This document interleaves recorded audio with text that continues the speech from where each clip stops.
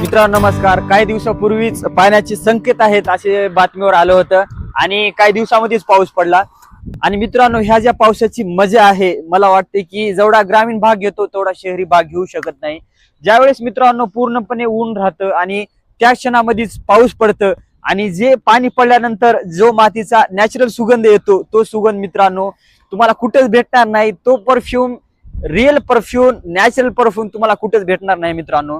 तर या माध्यमातून मला हे सांगायचं आहे मित्रांनो, आपली जी हॅपीनेस आहे, ज्या आपल्या सुखाच्या गोष्टी आहेत त्या गोष्टी एन्जॉय करायचा प्रयत्न करा. डिस्टर्ब होऊ नका की शहरामध्ये हे आहे किंवा ते आहे. आपल्या आजूबाजूला जे काय आहे त्यामध्येच आनंदी राहण्याचा प्रयत्न करा मित्रांनो.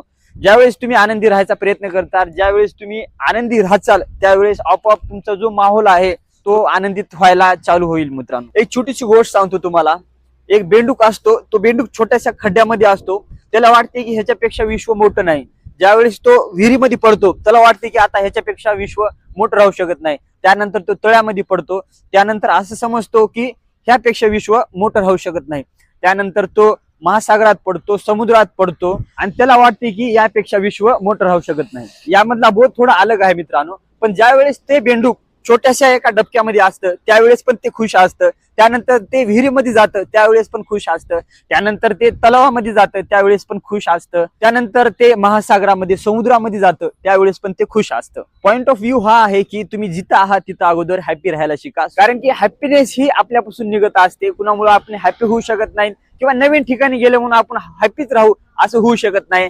त्यामुळे स्वतःमध्ये हॅपीनेस पाहायला शिका आणि निसर्गामधला आनंद घेण्यासाठी सतत सजग राहा, रेडी राहा. मित्रांनो मी ह्या टोलवर आहे, तुम्ही या ठिकाणी बघू शकता. या ठिकाणी इथं प्रदीप आणि जेवपाल आहेत. त्यांना मी फोर्स करतोय की बाबा या या या या बाहेर. पण ही जे मित्रांनो पिढी आहे तुम्ही हे पाहू शकता, हे मोबाईल मध्येच गुंग आहेत. यांना बाहेर यावं वाटत नाही. थंडी वाजत आहे ह्या ठिकाणी प्रदीपला. तर मला हे सांगायचं आहे की आनंद घेण्याचा प्रयत्न करा. मोबाईल 24 तास आपल्या सोबत आहे, पण हा जो 2 मिनिटाचा पाऊस पडला हा नंतर पडणार नाही. ही जी 2 मिनिटाची सुगंध आहे ते नंतर भेटणार नाही. तुम्ही पाहू शकता ही जनरेशन अशी खराब होत आहे मित्रांनो.